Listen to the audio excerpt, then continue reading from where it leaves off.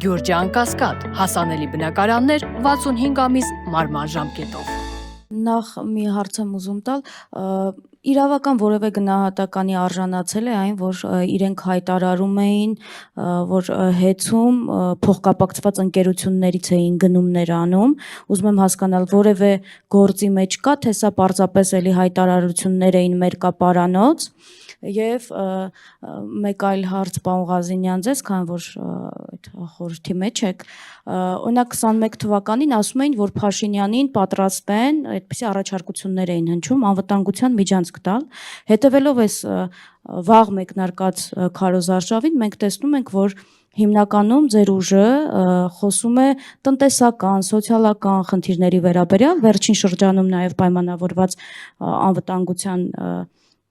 բաղադրիչը, այսպես կանազի կողմից գծելու վերաբերյալ, բայց այնուամենայնիվ մենք չենք տեսնում հանրային համերաշխությանը միտված նաև որոշակի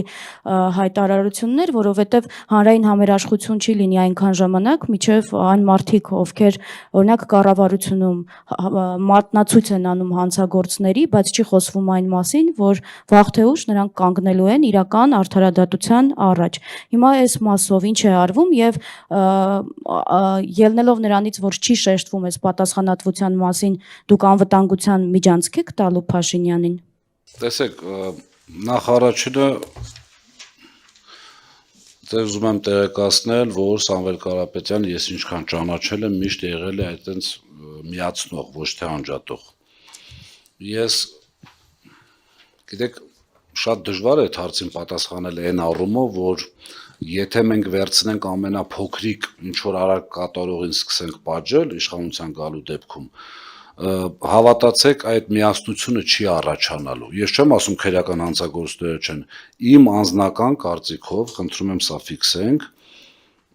կարծում եմ համերաշխությունը պետք է լինի որոշակի համաներման տեսքով, պետք է լինի որոշակի իրար միացնելու, ոչ թե առանձնացնելու, թշնամացնելու, բայց ես կարող եմ ձեզ ամենայն պատասխանությամբ հայտարարել, որ պետական դավաճանությունը չի ներվելու։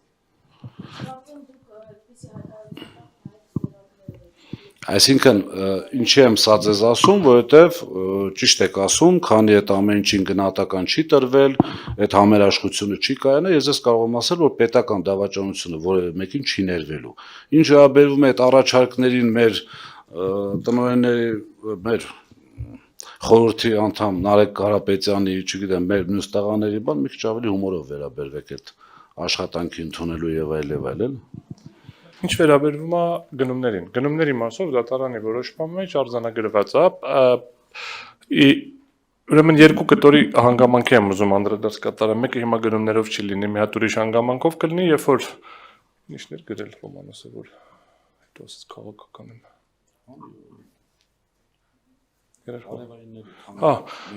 Հրապարակել էր, որ արևային կայաններում թերգրանցումներ ա եղել ու թիվ էր հրապարակել, վարույթի ժամանակ ասենք այս թիվ եք հրապարակել, ասեց քաղաքական գործ չեմ, կարամ ավել գրանցեմ, կարամ ցածր գրանցեմ։ Ու համապատասխանաբար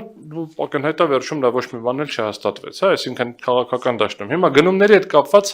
ՀՑԿՀ-ն արձանագրել է ոչ թե փոխկապակցված, չփոխկապակցված, որովհետև փոխկապակցվածության արգելք առնվազն գործող ժամանակահատվածում չի եղել, կար հատուկ կարգավորումներ, որ դա տենդերներով պետք է լինի, բայց հաշվի առնելով, որ ինքը մասնավոր է, հատուկ կարգավորումներ։ Ցիտում եմ ինչա գրած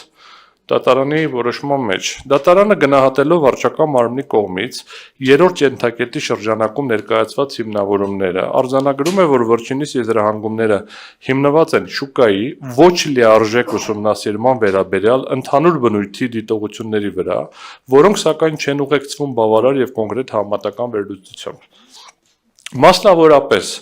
վարչական մարմինը հղում է կատարել այն հանգամանքին, որ շուկայում առկա են այլ մատակարարներ, որոնք կարող էին առաջարկել ավելի մատչելի գներ։ Խնդիրը չի գնում փոխկապակցված, ասում է թանկ է քարել ուղղակիորեն։ Ինչպես նաև նշել է, որ այդ ընկերությունների ներկայությունը շուկայում հայտնի է եղել, սակայն չի ներկայացվել որևէ տվյալ այդ մասին, թե տվյալ կոնկրետ գնման պահին նույն տեխնիկական բնութագրերով ապրանքների շուկայական գինը ինչպիսին է եղել եւ որքանով է այն տարբերվել ընկերության կողմից ձեռբերված ապրանքի գնից։ Դատարանը նաև արձանագրում է, որ համացանցում առկա տեղեկատվությանը սակյատավոր հղումը առանց դրա բովանդակային վերլուծության եւ կոնկրետ տվյալների ներկայացման չի կարող դիտարկվել որպես բավարար եւ արժանահավատ ու վերջում ասում է վերագրելի հաշվառմամբ դատարանը եզրակացնում է որ վարչական մարմնի կողմից ներկայացված պնդումները կրում են ենթադրական բնույթ եւ չեն հիմնավորում բավարար ապացույցներով միջև էլ արձանագրում է դատարանը գտնում է որ նման հանգամանքը ինքնին վկայում է մրցակցային գործընթացի արկայության եւ դրա արդյունավետության մասին այսինքն ոչ սա ի տարբերություն է մնացած որոշ կետերի ոչ թե ասել է քիչ են ապացույցները, ասում չեք հիմնավորում, որովհետև ինչ ասել հանձնաժողով, ասում է մեզ վստահեք, մենք լավն ենք, նայել ենք, ես գիտեմ շուկայում ավելի լավ գներ կա։ Ես գիտեմ հետեւյալն է, էլի հարցում, տեղեկատվություն, ասում է համացանցում նայել եմ, լավ համացանցում որ նայել ես, կարես տպես այդ նայել է, արձանագրես, ես էլ վերես ապացույց։ Այդ նույն ժամանակահատվածին է, որ մենք էլ կարողանանք ասենք, հա, վայ, տեսակ ավելի էժան կա կամ չէ, ասենք, գիտեք, դուք լրիվ ուրիշ բան եք տպել։ Այլ լրիվ ուրիշ բանի մասին է խնդիրը։ Այսինքն էսա շատ կարևոր է եւ գնումների մասով ուղղակիորեն էսա 9-րդ ներողություն 6-ի 3-րդ կետները դինահատից հերկվել է։ Այսինքն այդտեղ ոչ թե փոխկապակցվածության խնդիրներ, այլ թանկի էժանի։ Գնումների մասին օրենքում մի քանի ամիս առաջ է փոփոխություն եղել, կարող է ամիսները սխալ ասեմ, ասենք մի քիչ ավել, մի քիչ պակաս, որտեղ փոխկապակցվածության խնդիրները ավելացել հանրային կազմակերպությունների կողմից, մինչև այդ չկար։ Ինքնին արգելք, հա, բայց այս ընկերությունների խնդիրը ոչ թե փոխկապակցված, ասում թանկ է կարել գնումներով ավելի լավ գին կար։ Ի հավելում են դրան նաև ներկայացրել ենք, որ այդ ներդրումային ծրագրերը ստուգում է մի հատ հանձնաժողովը, ներդրումային ծրագրերի ամբողջ գնման գործընթացը, գնման պլանը վերահսկվում է հանձնաժողովի կողմից, դա տենց էլ չի, որ այդ լրիվ ազատ շուկա է։ Եվ գնումների մասին օրենսդրությունը տարածվում է որոշակի սահմանափակումներով այն իմաստով, որ ինքը պետական չի, բայց խիստ վերահսկվող է, որովհետև գնումների արդյունքները ազդում են բյուջեի վրա։ Սա զուտ արձանագրելու համար որ հերկվել է։ Կարճ արձագանք եմ անի հարցին կապված անվտանգության հետ մենք 6 կետով ներկայացրել ենք իմիջիալոց շատ գրագետ ու շատ ճիշտ սկսած 10000 դրոններից էտել այդ կներեք այդ նկարող դրոնները չեն էլի բավականին թանկարժեք եւ միջազգային լուրջ փորձ ունեցող լուրջ դրոնների մասին է խոսքը եւ ամենակարևոր հանգամանքը որ մեր զինված ուժերում անգամ ժամկետային զինծառայողները ստանալու են աշխատավարձ որից հետո անվճար կրթություն են ունենալու եւ այդ ամբողջ կետերը չբացեմ այսինքն մենք մաս-մաս ենք ներկայացնում իսկ մաս-մաս ներկայացնելու դեպքում այդ կետերը ամբողջությամբ ինչի է որ դուք տեսնեք այդ բրոշյուրը, որտեղ հետևը գրված է երաշխավորված է Սամվել Կարապետյանի կողմից։ Այդ ամբողջը